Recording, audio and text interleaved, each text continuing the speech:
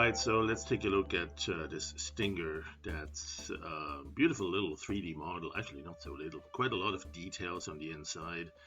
And I'm going to not show everything here. I'm just going to say I downloaded it, and I'm going to go into Howler. So you can see how to do something like that with it. Clearly I don't have the whole model here. I didn't try to recreate the material file. I did find the OBJ file, but it didn't seem to have an MTL file, because probably it doesn't need it if you use the geometry in some other tools that come from DAZ, like DAZ Studio. But if you want to have it properly shaded, you could recreate the material file. I only created a very simple one. I mean, here I have the whole model. If you click, the preview will show it.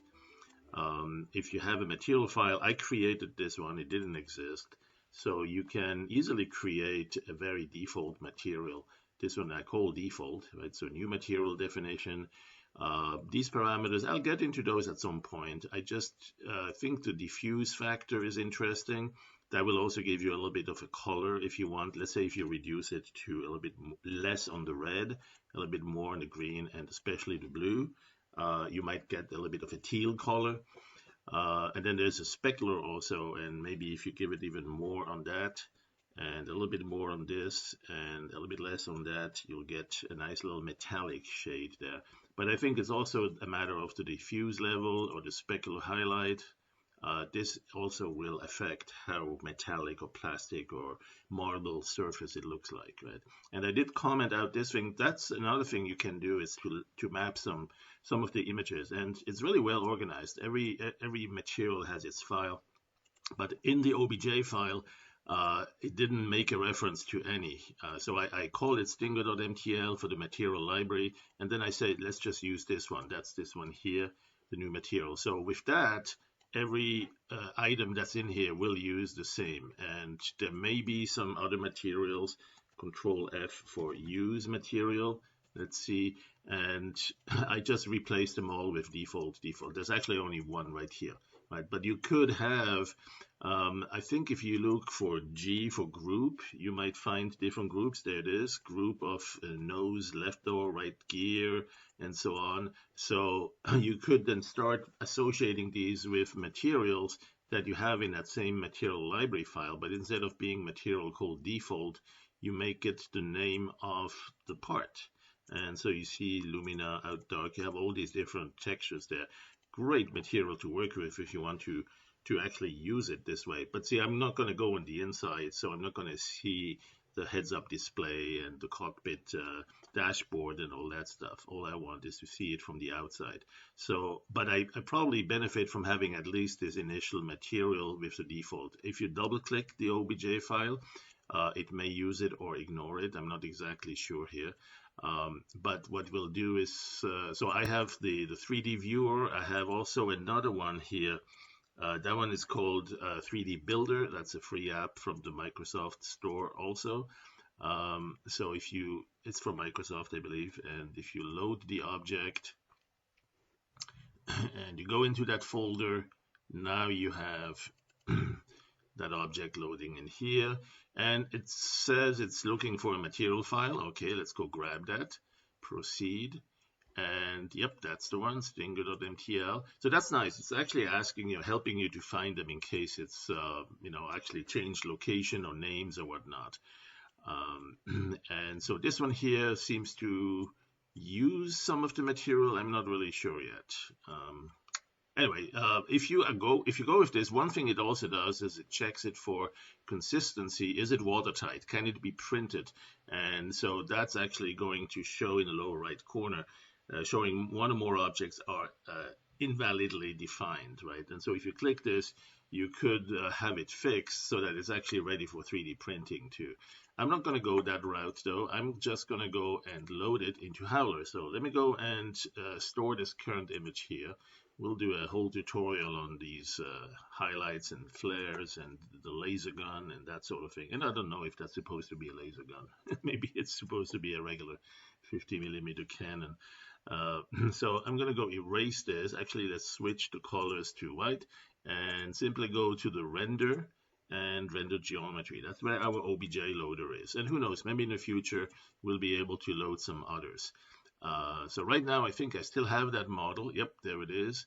And in wireframe is when I rotate it. Bounding box is good if it came in without being visible, right? Initially, like if you reset it, here we're lucky it's in the middle and almost centered, so we can easily use it and find it, and it orbits around that center.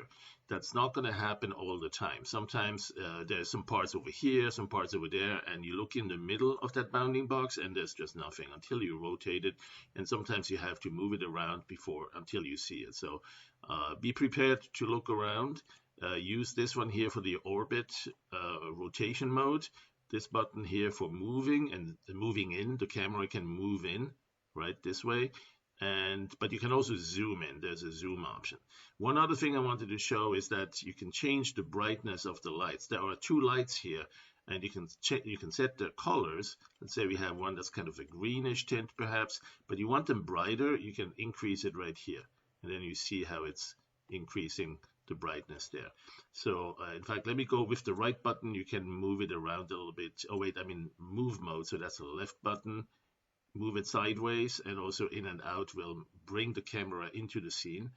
So it will clip it off at some point if you come in too close. Let me rotate this. So that's rotation mode. Left button lets you rotate. In that case, the right button lets you move it up and down as well. So you move the camera and you orbit the camera.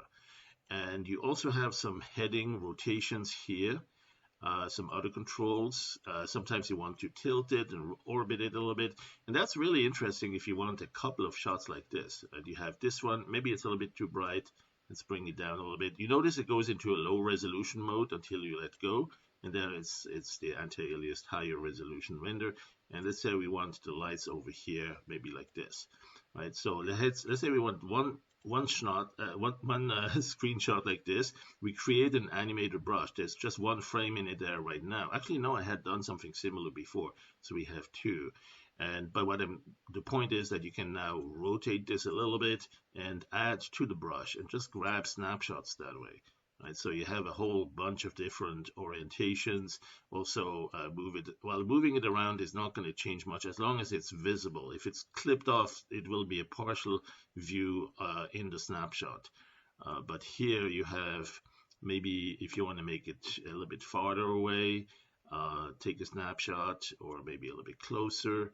And again, you could have it actually clipped off in the front or in the back. If you rotate it like this, and then move into the scene, now you have parts of it, right? You're seeing into the cockpit now, and a little bit difficult to operate. Maybe with the wireframe mode here, yeah, no, the polygons are being clipped easily, but there's still something visible when it's actually rendering.